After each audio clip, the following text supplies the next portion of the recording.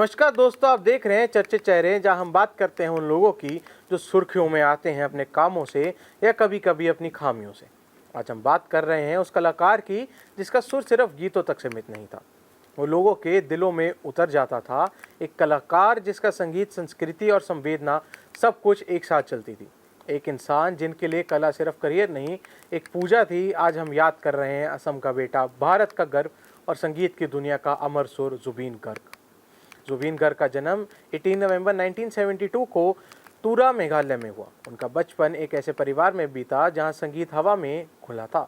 उनके पिता मोहिनी मोहन गर्ग एक पोएट, एक लिरिसिस्ट और माँ इली एक डांसर, एक्ट्रेस और एक प्रख्यात संगीतकार रही हैं।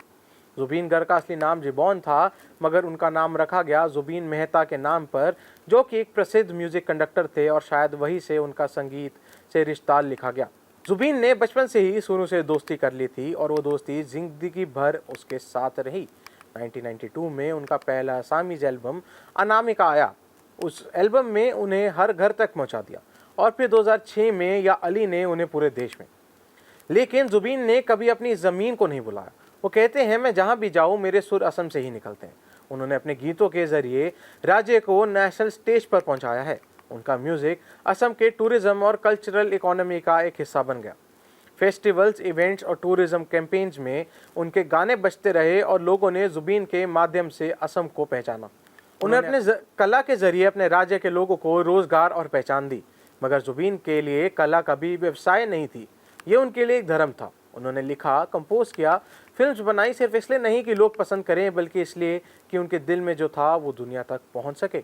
उन्होंने कहा था, मैं फेम के लिए नहीं गाता, मैं गाता हूँ क्योंकि मैं जिंदा हूँ। जुबीन का रिश्ता अपने फैंस के साथ कुछ अलग ही था। वो उन्हें अपने फैंस नहीं, अपना परिवार मानते थे। स्टेज शोज में वो क्राउड के बीच जाते, उनसे बातें करते, उनके हाथ पकड़ते। उन्होंने कभी अपने फैंस से डिस्टेंस नहीं रखा, वे दिल से जुड़े थे।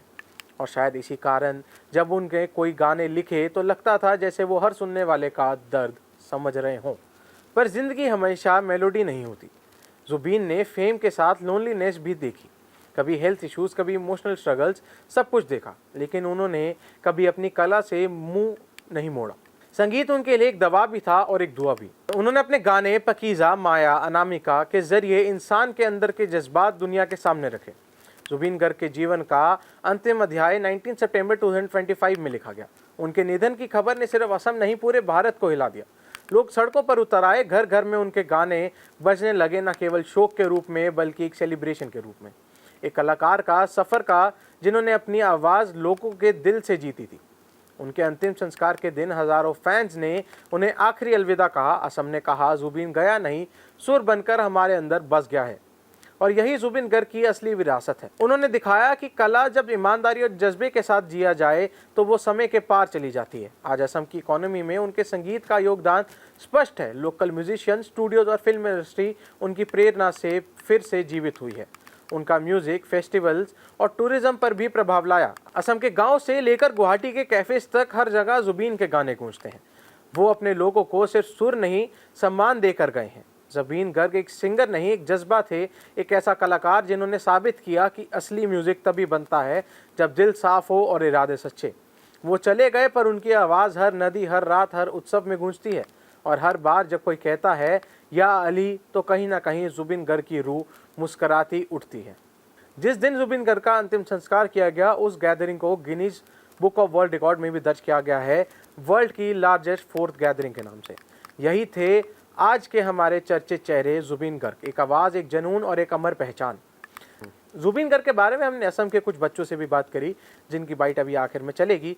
वो देखिए और जानिए कि असम के लोग जुबीन गर्ग के बारे में क्या सोचते हैं। मैं हूं सचिन तनेजा और ये था चर्चित चेहरा जुबीन गर्ग। अगले एपिसोड में मिलते हैं एक नए चेहरे और एक नई कहानी के साथ। तब तक के लिए सोचिए, पूछिए और समझिए, क्योंकि हर चेहरा चर्चित है, बस नज़र चाहिए। धन्यवाद। आप असम से हैं, अभी जुबिन दा का हमने देखा कि कैसे असम का इतना प्यार है जुबिन दा के साथ। जब आपको ये खबर मिली जुबिन दा के बारे में, आपका क्या उस टाइम? मतलब जुबिन दा तो बस सिंगर नहीं थे ना असम के लिए, तो वो एक कल्चरल यूथ थे, एक सोशल यूथ भी था वो। तो वो मतलब उनका एक मोटो था कि वो जाति धर्म में विश्वास नहीं करते थे, वो सबके लिए सेम उनका थे। एक कल्चर जो था हाँ, उसको आगे लेके आगे बढ़ते थे। लेके। तो आपको जैसे पता है उनकी जो गैदरिंग है वो वर्ल्ड की 4th लार्जेस्ट फ्यूनरल गैदरिंग का उनका वर्ल्ड रिकॉर्ड भी बना उनका, और उनके जो फुटप्रिंट्स हैं उनको वहाँ रखा गया असम में। तो आप कभी मिले हैं जुबिन दान से असम में? जी ऐसे तो मौका नहीं, लेकिन मैं जिस कॉलेज से पढ़ा हूँ उस कॉलेज में वो जुबिंदा भी पढ़े थे, जो डी बोरा कॉलेज है हमारे असम में। उसमें उनका वो जो हॉस्टल था वो बॉयज हॉस्टल में रहते उनका थे। फेवरेट गाना क्या है?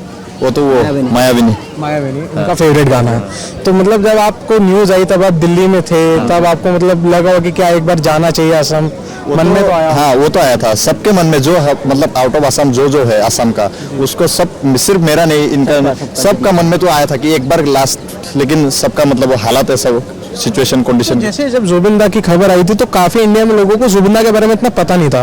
तो आपको क्या लगता है कि ऐसे फेस्टिवल्स जो दिल्ली में कराए जा रहे हैं नॉर्थ ईस्ट कल्चर को प्रमोट करने में, ऐसे होने चाहिए ताकि ऐसे सिंगर्स और ऐसे लोगों के बारे में लोगों तक पता चलना चाहिए? आपके लिए ऐसा लगता है ऐसे और फेस्टिवल्स होने चाहिए यहाँ पे? फेस्टिवल्स होने चाहिए, मतलब थोड़ा नोटिस के बारे में भी लोगों को पता चले, थोड़ा एक्सपोजर मिले लोगों को, मतलब कि पता चले कि नोटिस ज़्यादातर लोगों को पता नहीं होता है। Hi, what's your name? My name is Gongi. आप कहाँ से हैं? I'm from Assam. असम। सो आपसे एक सिंपल क्वेश्चन करना चाहूँगा, यहाँ पे हमने और भी एक दो बच्चों से पूछा जो असम से हैं, कि जुबिंदा के बारे में आप बता पाएंगे? जो जुबिंदा की जो गैदरिंग हुई थी उनके जाने पे, that was recorded world's 4th largest gathering, and उनका जो प्यार असम से दिखा कि उनका जो कनेक्शन है वो सिर्फ एक सिंगर के लिए नहीं, मतलब पूरा असम उन्हें अपना एक परिवार का हिस्सा मानता था। आप कुछ जुबिंदा के बारे में बता पाएंगे? Well, India में, if you come outside of Assam, maybe the other people will perceive Zubinda as someone who is a singer, Ali singer. But for the Assamese community, for the people of Assam, he's not just a singer. He's someone who connected the people to each other, and he's someone who was never afraid of raising his voice against issues like cutting trees, or against social injustice about especially the car and everything. That is what made Zubinda very a strong, a very genuine person, and he never really lived like a singer who shows off and everything. You could say Zubinda is someone who lived like a normal person. You could sometimes even catch a glimpse of him having chai ki cup somewhere in a stall, having some meals and everything. So he was a genuine person, down to earth कह सकते हैं, कि जो मतलब ज़्यादा अपने आप को दिखाता नहीं था कि I am a famous person, right? So one more question about जुबिंदा ओनली, कि his manager got arrested and his bandmates also got arrested in allegations that they are involved in his death somehow. Do you think that's right? Well, I believe until and unless the facts are brought out, they're fact check, cross check, we should not be continuing any sorts of statements out there. So until there is a formal, there is an official addressal that these facts, this are true, these are cross check, fact check, and this has actually happened, we should not be making any assumptions.